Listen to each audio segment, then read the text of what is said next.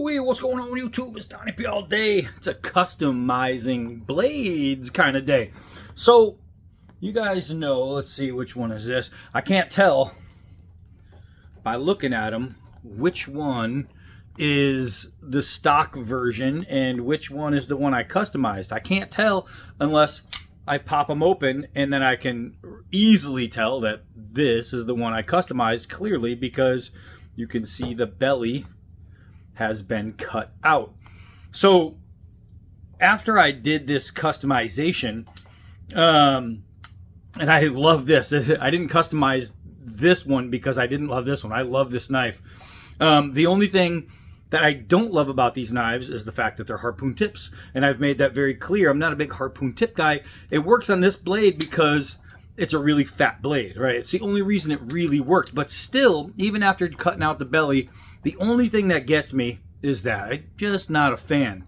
So recently, my man Joe Love over at JS Bladecraft, formerly known as Steel Forge and Fire Sword and Knife, he sent me this Rosecraft blade, and it was a harpoon tip, and it was the literal only thing I didn't like about this knife was that it was a harpoon tip. So I was thinking about turning it into a clip point, and that's what I was going to do. So I was going to leave a hard line up here and let it clipper.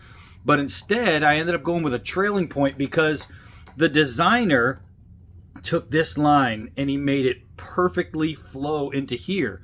This knife needed to be here. It needed to be a trailing, but it needed to just swoop perfectly because of the lines he added there. The only thing that disrupted this perfect line was this weird hook, right? It was the only thing that disrupted perfect flow and perfect balance in this blade. It was a really good knife as a hooker, but it's way better for me because I just don't like hooks. Harpoon tips. It's just way better like this. It flows better. It has just a nicer look. The penetration is great. And you got to remember that the harpoon was swedged, right? So you're pulling material in. So now what I did by taking it out, that is gone. So you have a nice amount of steel all the way through. There's no more swedge there. That's just steel. Then I blued it a little bit. So I took some blue and darkened up the spine where I cut out. But this thing, there's not much more that I could do to make me love this more. If it was an 1/8 inch, like deeper this way, and it was just a little bit thicker in the blade, that would be the only thing. I can't add, obviously. I can only take away. But as is right here, this thing is sweet. These micarta scales, guys, check out Rosecraft blades. These micarta scales are beautiful, man. These are done so well. The build quality, I've said it over and over again, is just so nice. But I freaking love this. This is going into and is now part of my top rotational carry blades. You know, I have some that I carry every now and then some where I'm constantly carrying. This is going to be one of those in my regular carries. Another one that's in my regular carries is the Zilla.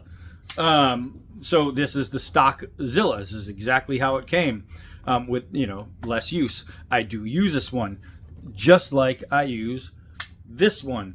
And I have to say that doing this, it's just for my intricate cuts and things like that when I'm really shaving down, I like that. This as a slicer, great. This as a cutter, it's just what I wanted it to be. After doing this one though, and I wish I had another one so I could do a before and after, but if you're on my Facebook, you'll see the before and after. And I've already done videos on this, shorts and a full video, so you'll be able to see what it looked like as a harpoon tip, or just go to rosecraftblades.com and you can see what it looks like.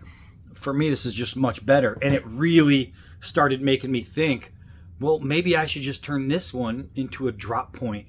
So I can have this stock one, but then this one won't just be customized here in the belly, but all the way through the knife. So today is the day that my Zilla, customized Zilla, is going to be even more customized. Now this works out perfect.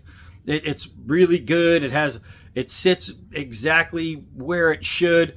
I'm just not a fan of that lifted spine. I just don't like it. So I want to see if this can be as awesome as that Rosecraft blade by taking this down. Now there's a way to do it right and there's a way to do it wrong.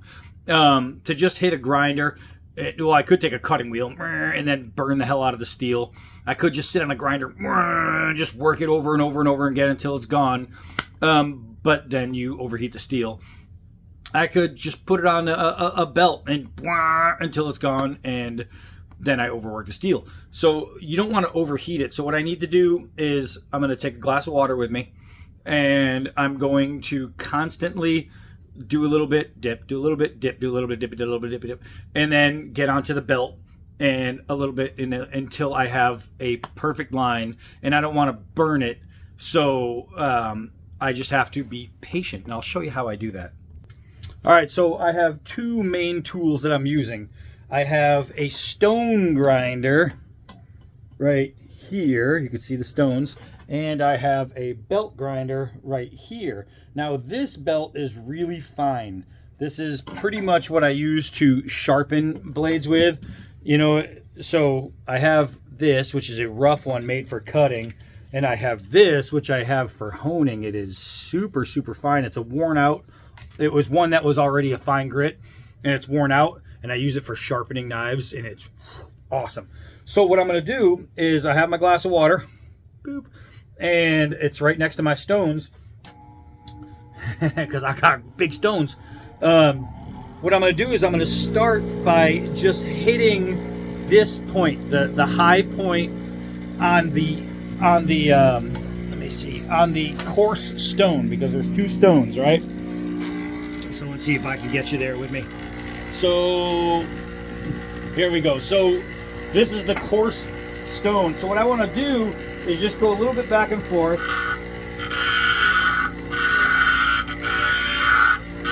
And now the stones itself, it's like a fan. There's cold air shooting out, so that helps keep it cool. But you really don't want to just let it grind too long. And it should go pretty fast to get to a point. So now I have two options. I can grind this line all the way down into a drop point, or I could just make it a hump without having a really strong hump. So that's what my my choice is. It's how do I want it? And basically, as I go through, I'm just going to look at it and decide. Like right now, I'm almost, you see how quickly I ground away that tip? So I have that swoop, but I don't know, I think I might go with the drop. I just have to continue to see what it's gonna look like, so hold on. All right, so it's shaping out to be really nice. I didn't want too much of a swoop, and I was really thinking, see how it has this swedged line right here? That swedged line, I could follow that and make a really nice drop all the way through, but I'm wondering if I should leave just a little bit of shape here. What I'm gonna do now is I'm gonna go to the finer stone, and I'm gonna start to finalize that shape to see exactly how I want it. All right, so far so good. I took it down to the shape I want, and I think that looks amazing. That is really, really sweet looking. When it's closed, it's gonna just have that nice flow, nothing extra sticking out. It's still gonna have enough punch to get it open.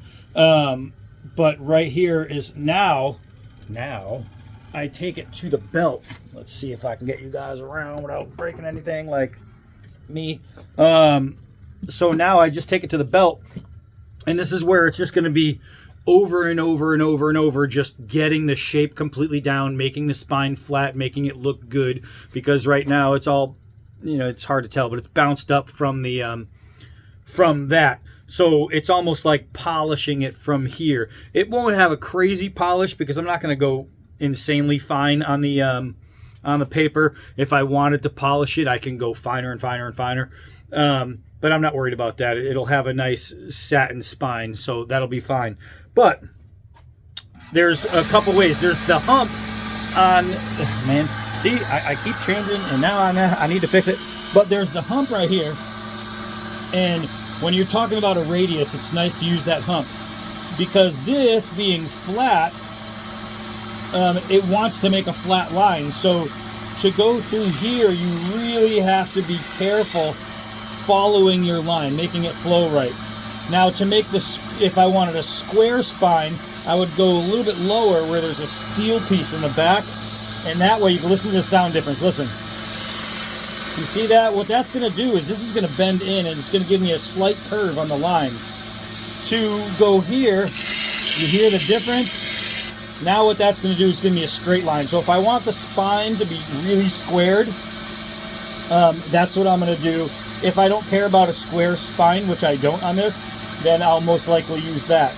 But to get this perfect line, to make that really perfect swoop, and this is what I did to make that trailing point, I'm going to actually go here, which is nice and hard, but it's curved in the opposite direction. So what it can do is make me a little valley in there, but it's so light you won't be able to see it with the human eye. So let me work on this.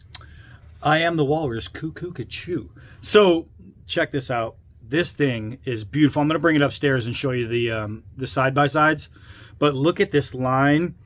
I left just a little bit of the swedged hump, just a little bit. So what I did is I brought it down and almost made a little recurve here because I wanted to match this. See how it closes in, comes out. But then I gave it a really nice spine. I actually polished it up a little bit, and it looks fantastic. That is beautiful. That is beautiful.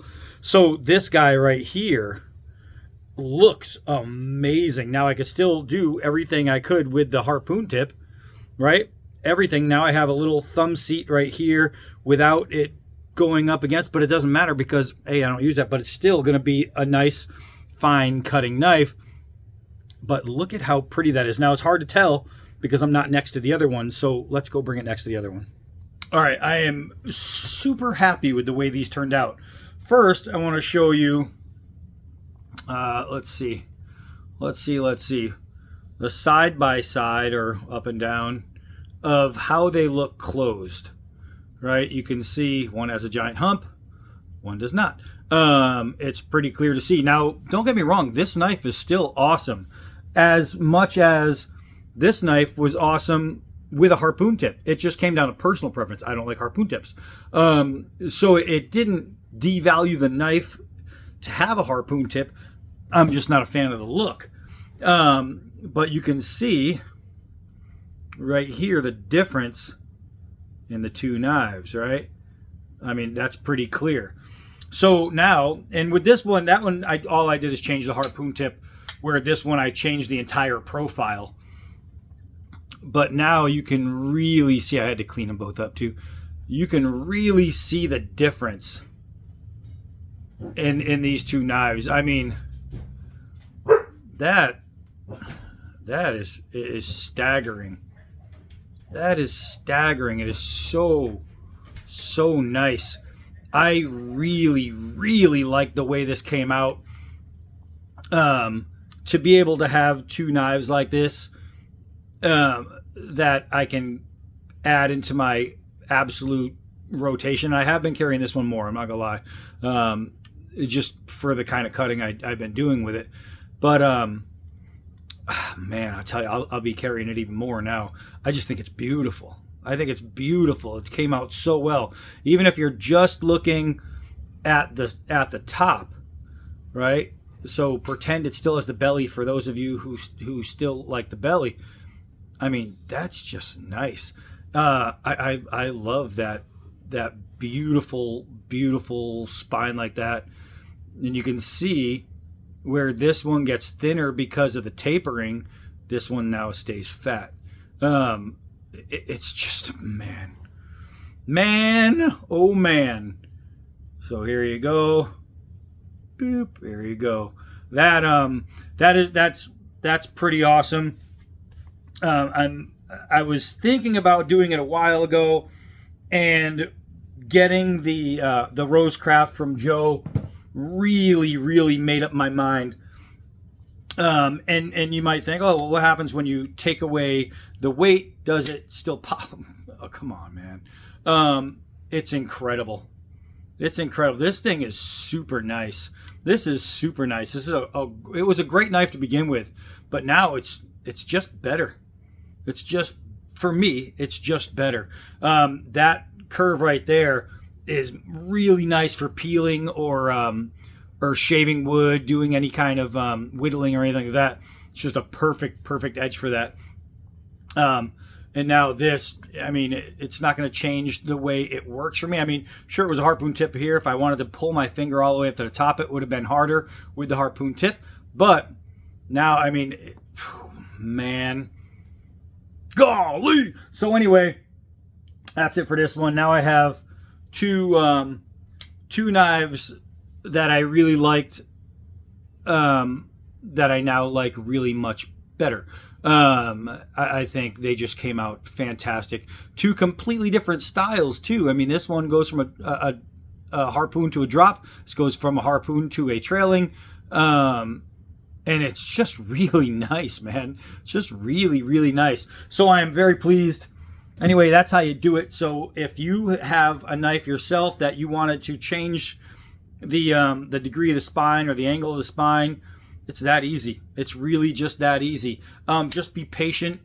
Go slow. Use water. Have yourself a knife day. Hi, I'm Donnie B all day. Until next knife.